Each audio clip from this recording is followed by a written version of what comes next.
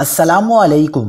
NA-240 Karachi میں ضمنی انتخاب، ہنگامہ آرائی، سیاسی جماعتوں کے کارکنان آپس میں لڑ پڑے، لانڈی نمبر 6 میں فائرنگ کی بوچھاڑ۔ کیا آپ حالات حاضرہ سے آگاہی حاصل کرنا چاہتے ہیں؟ خبر کے پیچھے چھپے اصل حقائق جاننا چاہتے ہیں تو ابھی سبسکرائب کیجئے دل مل پاکستان کو اور ساتھ ہی گھنٹی کے نشان پر کلک کر دیں۔ آپ کو بتاتے چلیں کہ لانڈی میں ضمنی انتخاب کے دوران سیاسی جماعتوں میں تصادم، فائرنگ، لڑائی جھگڑے، ایمبولینس پر بھی فائرنگ، ایک شخص جاں بحق، متعدد کارکنان زخمی ہوئے۔ پولنگ کے دوران سیاسی جماعتوں کے کارکنان آپس میں لڑ پڑے۔